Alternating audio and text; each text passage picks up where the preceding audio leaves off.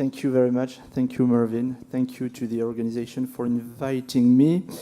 Well, the title of my talk is, I will say, not furunculous. It's too difficult to pronounce for me. Donc I will say skin infection to septic shock, the role of coagulation. So I have to go fast because the next session is in 20 minutes. Okay, fine, I have 2 minutes. So I will talk about mainly two bacteria, which are Staphylococcus aureus and Streptococcus. The first thing, some epidemiology, the most common Staphylococcus aureus disease is skin and soft tissue infection, according to this paper published in a western Sweden area. And the first cause for invasive Staphylococcus aureus is soft tissue infection. It means that when we are looking at severe Staphylococcus aureus infection, the first cause for this is soft tissue infection. If we are looking at the most common predisposing illness condition for this invasive Staphylococcus aureus infection, we have first the age of the patient, and then hemodialysis, peritoneal dialysis, diabetes, cancer. What is the common patterns between all these conditions? Immunodepression. I will come back to that, but this will make a difference from a local skin infection to an infection that will be spread to the blood. We know that if we are looking at the interaction between haemostasis and skin infection during sepsis, we know that thrombin and fibrin are major players. They are major players, but they can be either beneficial because they can contain infection in the way that in a local skin infection we can have a release of the bugs. And if we are looking at sepsis and at a disseminated intravascular coagulation, these two actors can be deleterious because of the clot in the microvasculature of the organs. Mainly, we have to remember that the bacteria can alter the coagulation system through specific enzymes, which are streptokinase and staphylokinase. I will come back to that. But the main effect of these two enzymes is to react with the plasminogen and then to activate plasmin that will dissolve the fibrin clot. And of course, the fibrin clot could have separate effect when we are facing a local infection, like skin infection, as compared to a disseminated infection. So let's go to these kinases. How these kinases interact with the host? If we are looking at staphylokinases, we can see that this is a very important virulence factor secreted by many Staphylococcus aureus strains. The main property of this kinase is to activate human plasminogen into plasmin. And of course, plasmin will digest fibrin clots and many components of the extracellular matrix and basal membrane.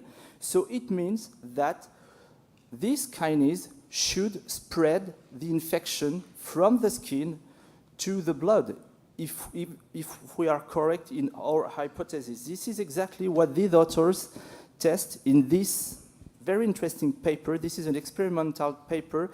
In this paper, the authors were looking at several transgenic Staphylococcus aureus strain with differential expression of SAC. SAC is the staphylokinases.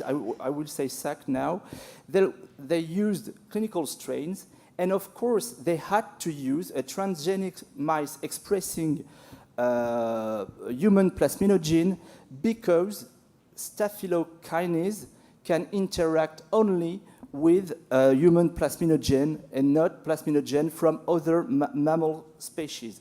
So first message from this article, if we are looking at the level of expression of SAC, it's much higher in skin infection when this is a primary infection. And now when we are looking, this is the depth with epidermidis here, dermis here, and we are looking at 3 strains of Staphylococcus aureus, not expressing Sac, expressing a lower amount of Sac or expressing a high amount of Sac. In green, you have the bacteria. In blue, you have the cells. And you can see that the spread of the infection, the spread of the infection from the strain without Sac to the strain with a huge amount of Sac. Sac is really important for the spread of the infection into the epidermis, into the dermis, as compared to the strain without the expression of Sac. So yes, this first hypothesis seems to be true. This kinase is very important for the bug to go into the skin, for the bug to go into the dermis. Now, if we are looking at the size of the lesion and we compare wild-type mice to, mice expressing human plasminogen, because I told you that the kinase can only interact with human plasminogen, so this is a mice model humanized. You can see that, and this is quite astonishing. In animals expressing human plasmin, the size of the lesion is decreased as compared to the wild type. So what is the explanation? Because I explained to you that this kinase should make the bug spreading into the skin. Probably the first explanation is that you have more open lesion, open to the air, when you are looking at the mice expressing staphylokinase as compared to the one not expressing staphylokinase. The second very interesting thing is that if we are compared using clinical strains, expressing Sac as compared to strains not expressing Sac, you can see that the most dangerous infections in humans were observed in the strains without the expression of Sac. So how can we reconcile this message between, yes, Sac is important for spreading the infection into the skin, but Sac is not so important for the infection going from the skin to the blood? There are some explanations, I think, to that.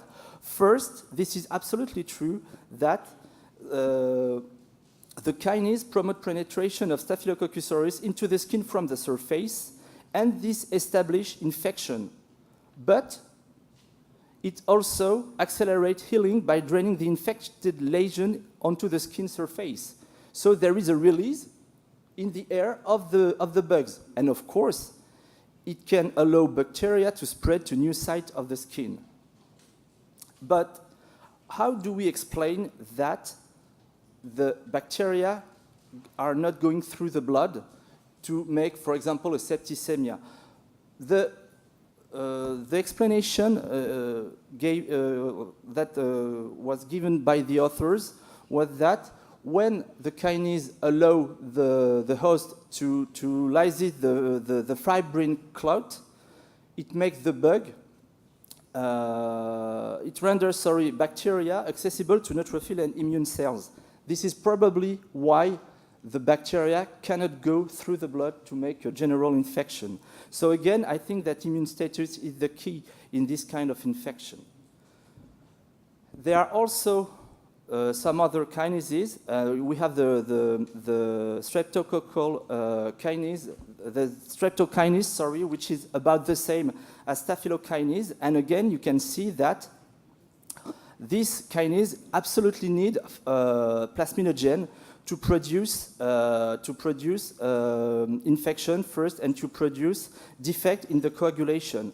And as compared to the staphylokinases, you can see that the streptokinases is very important to decrease the survival rate. So again, this is a very important virulent factor for the skin infection.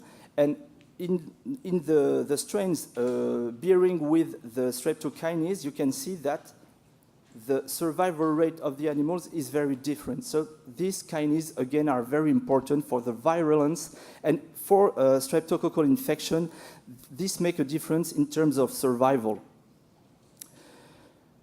These kinases are also important for for the factor 12 and for the bradykinin in human plasma. As you can see here, these kinases are very important to activate the contact system of the Staphylococcus aureus. The contact system are activated. This is dependent on Streptokinase and plasminogen again. Plasminogen is really crucial for the kinases of the bugs to interact with the coagulation. And as you can see here, if we compare bugs with the streptokinase as compared to bugs without the streptokinase, with or without plasmin inhibitor, you can see that the activity of the factor 12 is hugely increased in strains with kinases as compared to strains without the kinase. This is exactly the same for bradykinin. If we are comparing strains with the kinase as compared to strain without the kinase, you can see that the expression, the activation of bradykinin is more important in strains with these kinases. Fibrin formation now, we can see that there is another very important fact regarding the way bacteria can interact with the coagulation. This is through the platelet trapping. And Staphylococcus aureus may generate thrombin activity through two prothrombin activating molecules. First, the staphylocoagulase. So you can see this is not kinase now, this is coagulase. So you have Staphylococcus coagulase plus, and you have Staphylococcus coagulase negative. And through the von Willebrand factor binding protein. What is important in this paper? This is an in vitro paper, but the authors are showing that with the staphylocoagulase, it can make a binding with the thrombine, and this binding to the thrombine is very strong. It can trap platelets, and more interestingly, if you add pyridine, this is a control factor, you cannot disrupt the binding between thrombine, staphylocoagulase, and platelets. Very interestingly, if you use dabigatran, so if you use a small molecule, small direct inhibitor of thrombine, you can disrupt this very specific binding between platelet, thrombine, and staphylocoagulase. So maybe this is the way we could treat patients. I will come back to that because there is a study. It was an in vitro study, okay, but do we have some effect in animals or in human regarding how coagulase may interact with the coagulation, how coagulase could make a difference in very severe lesion? Yes, there are some data. In this very interesting murine model of endocarditis, you can see that the authors use a probe with a fluorochrome, and this probe can bind to fibrinogen and can bind to staphylocoagulase. Okay, so using a positron emission tomography, they nicely show that in the Staphylococcus aureus coagulase plus, by definition, you have a huge amount of Staphylococcus in the vegetation in this endocarditic model. If you are looking at no bacteria control, of course, you have no positron emission, of course. And if you are looking at a Staphylococcus epidermidis without the coagulase, you have no fluorescent either. So it demonstrates very nicely that why the Staphylococcus with coagulase enzyme are the ones that are retrieved in the vegetation of in this endocarditis model. To be sure of that, the authors next compared endocarditis in mice infected with either Staphylococcus coagulase plus or Staphylococcus coagulase negative. And again, you can see, if you look at the fluorescence in the vegetation, you can see that in the wild type, coagulase plus bacteria, you have a huge amount, of course, of fluorescence. And if you are looking at the survival rate of the animals, again, you have a huge difference between Staphylococcus wearing coagulase as compared to the one without this coagulase.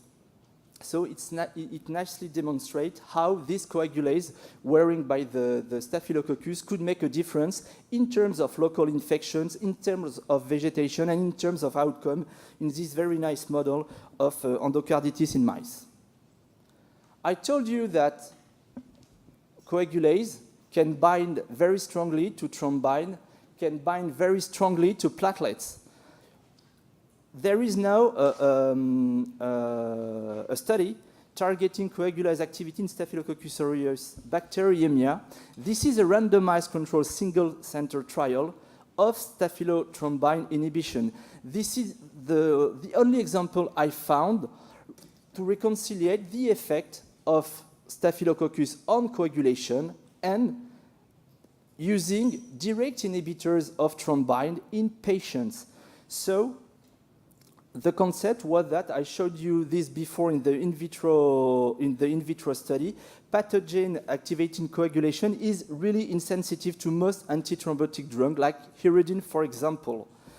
But they are sensitive to small molecule direct thrombin inhibitors. So in this single-center randomized controlled feasibility and safety trials, the authors randomized patients to receive either direct thrombine inhibitor or low molecular weight heparins.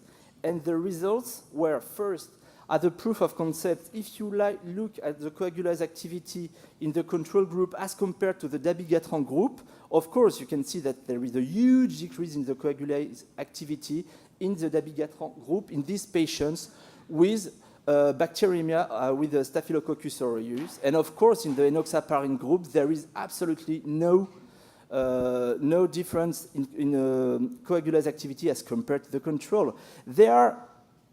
Fortunately, there are dabigatran in the plasma of the patients.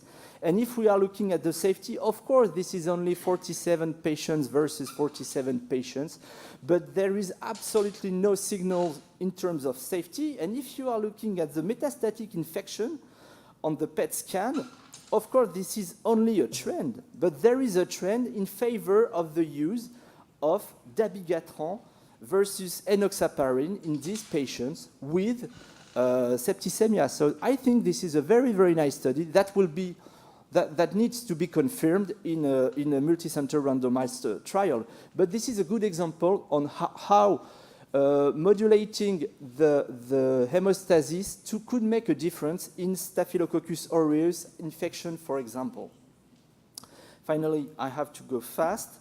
My conclusion will be, we know that skin lesion increase the expression of enzyme interfering with coagulation, for sure. Staphylokinase, it is quite complex because staphylokinase allow the bacteria to spread into the skin, but not to spread into the blood, probably because disrupting the fibrin clot will make the bacteria facing monocyte, macrophages, neutrophils. But we are not sure of that. We are sure of one thing: if the patient has a skin infection and a cause of immune depression, for sure he is at risk of having a very severe infection. So a biomarker strategy could be for the local skin infection to monitor enzyme, for example, staphylokinase, in patients at risk, in patients with immune depression, like cancer patients, for example.